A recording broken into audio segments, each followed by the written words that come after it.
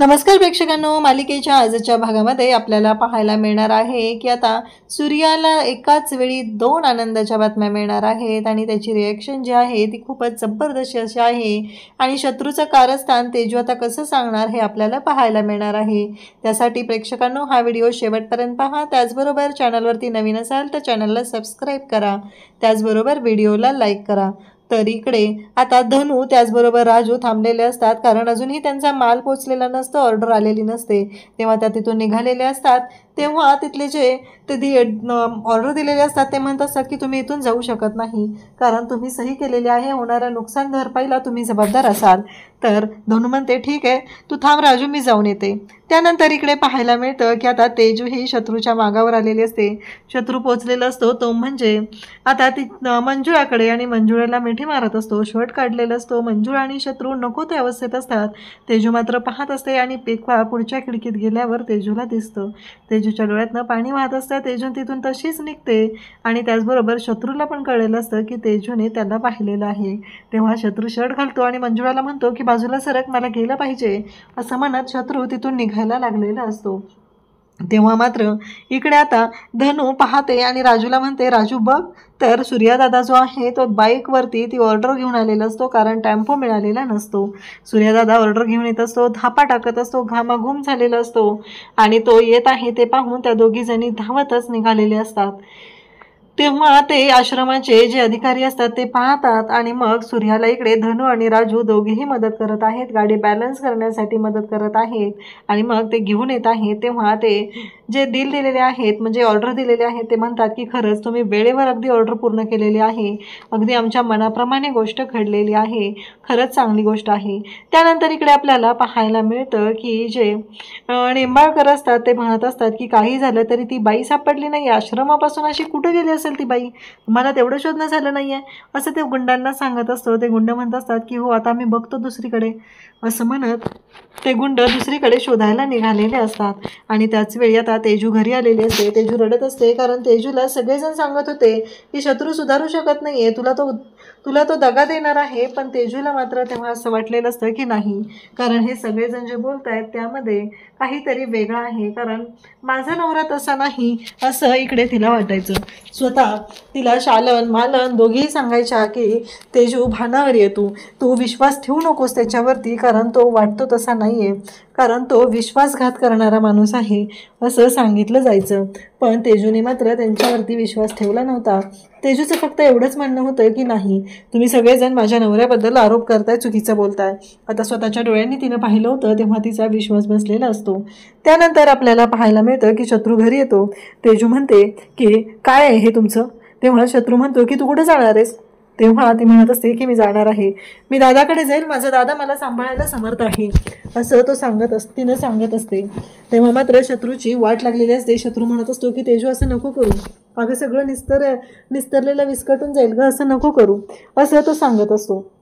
तेव्हा मात्र तेजूने बॅग भरलेली असते आणि तेजूच्या हातातली बॅग शत्रू काढून घेत असतो। शत्रूला माहिती असतं की तेजूला आता घरी आणलेलं आहे आणि आता जर परत तेजू गेली तर खूप अवघड होणार आहे, हे सगळं घडत असतं। तेव्हा मात्र शत्रू म्हणत असतो की नाही। तेव्हा तेजू म्हणत असते की तुम्ही अडवून तरी बघा, कारण तेजूचं जे रूप असतं ते पहिल्यांदा शत्रूने पाहिलेलं असतं। तेजू मात्र भयानक अशी चिडलेली असते, तेजू ऐकायला तयार नसते।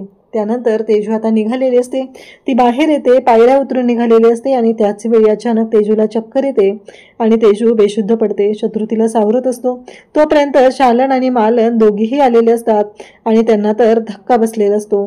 त्या म्हणत असतात की काय झालं अचानक, मग आता तेजूला डॉक्टरांकडे घेऊन जातात।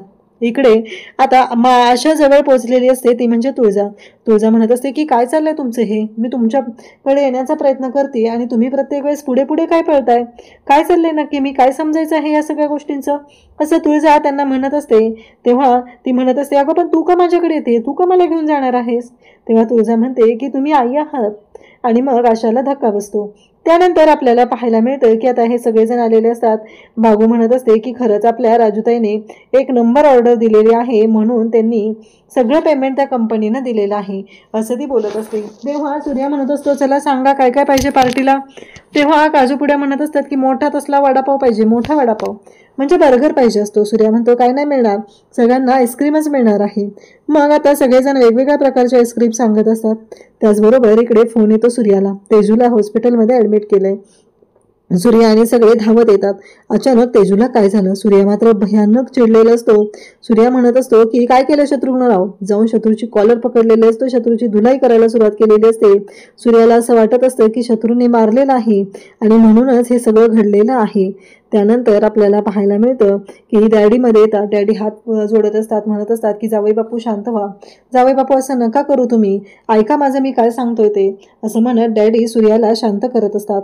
पण सूर्या मात्र शांत होत नसतो. सूर्या म्हणत असतो की नाही सोडणार मी, जर माझ्या तेजूला काही झालं असेल तर माळ गाठ माझ्याशी आहे.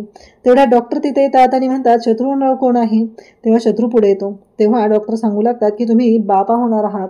त्याचनंतर इकडे पाहायला मिळतं की सूर्याची आई म्हणजे आशा बोलत असते. तेव्हा इकडे तुळजा म्हणत असते की खरंच तुम्ही येणं खूप गरजेचं आहे, तुम्हाला नाही माहिती सूर्याला किती आनंद होणार आहे.